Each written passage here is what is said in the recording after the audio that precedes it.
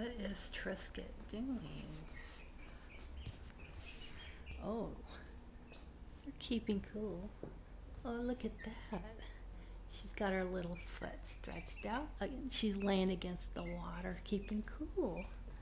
Looky there. Are you comfortable, sweetheart? You're laying up against the water with your little footy stretched out. Aren't you adorable? Oh, you're just so cute. You're just too cute. Yes, I'm talking to you, Trisket. You're just so cute, baby. You're just so adorable. You got your little foot stretched out and you got your back against the water, keeping cool. You're just so cute, baby. You're just so cute. You're just so cute.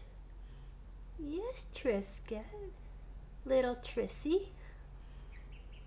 Trissy's her name, but Trisket's her game. No. Oh, okay, well, it's really, really, really hot out, and they were panting. So actually, Doodles and Lily, they're not panting, but they're back behind the shed in a really cool spot. But I have to kind of keep them separate because even though they do roam free range together, not together, but like at the same time, but they're still not like 100% like integrated, like where they all stick around together. That's not going to happen for a while because they're only, what, 2 months now? And while Doodles and Lily are 4 months, so there's quite a big size difference there. But once they get more closer in size, more like another month or two, then I'm sure they'll be able to roost together, sleep together. But until then, I don't feel comfortable doing that, so I keep them in here at night. It's not night yet, but again, it's just really, really hot out. They were panting and they weren't eating, so I brought them in and they got cooled down, and then they started eating, and that's good because you could feel their crops were empty, and I kept watching and they weren't eating. So it's better to, they're still growing quite a bit, so it's better that they're inside when it's this hot out. And just a quick update, I don't really want to go outside right now because it's really hot, but yeah, I don't know if you can see the coop, but if you can see something's different, maybe, or maybe not. But anyway, what's different is I had to buy a clear heavy-duty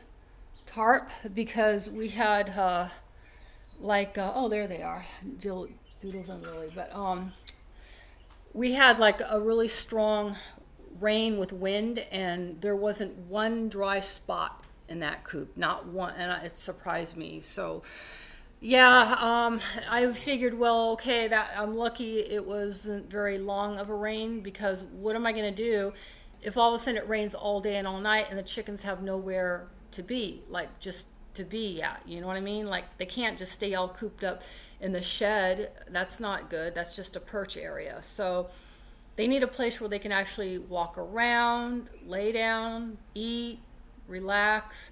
So I'm working on that tarp. It's just up there like kind of temporarily right now, and I don't like how it is, so I got work to do.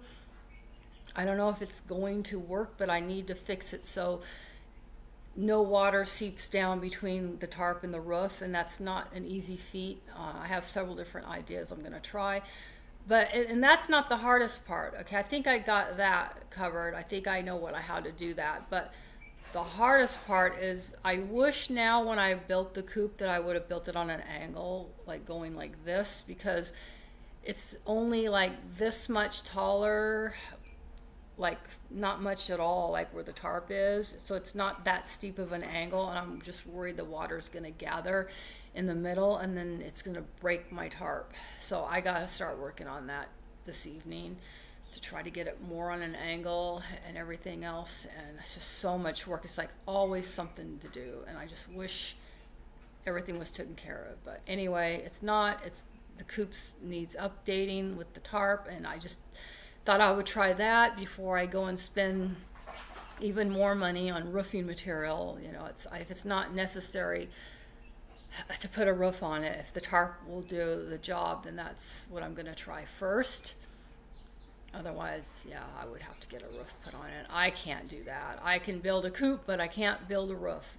Why? Because roofs are much more complicated. That's why. And yeah, I'm not a big, strong guy that can just lift boards up and whatever and build like a roof. Like, no, I'm not going to even try that. That would be way beyond what I can do. So I'm hoping the tarp will work. And just in case it works more or less 90% and there's still some leaky spots, then I bought them I know this is going to sound ridiculous, but if it works, it works, and apparently it's waterproof, but I bought them a child's playhouse. Yay, because it's plastic, it's waterproof, it's not $300 or $400 or $500, $600 like chicken coops are, you know, like the bigger ones. The only thing is, I have to build nest boxes. So there's 2 windows, so I'm gonna make nest boxes and put those in the windows. So yeah, instead of windows, it'll have nest boxes. But that's a whole other video and a whole other thing, and I'm still waiting. The house won't get here. It's only like 4 foot by 3 foot. It's just like a place where they can like be in the nest box, be inside a more enclosed where the sides are enclosed. See, I don't want to enclose the sides on the coop, but they kind of do need a spot just in case it gets super windy and rainy. They need like a more enclosed area.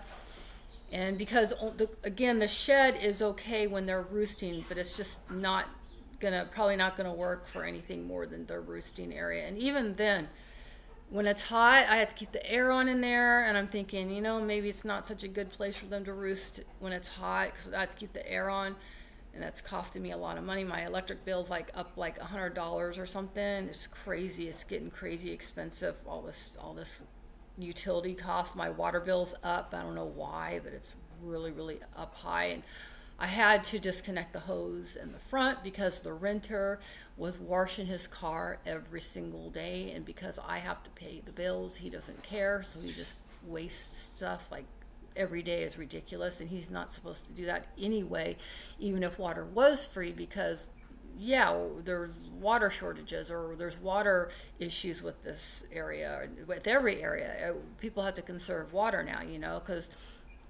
cities weren't built to give endless exponential growth amounts of water. Doesn't anyone know that? No, of course not. Everybody thinks it's exponential growth forever. No, there's a limit to growth. Okay, enough. Take care. Bye.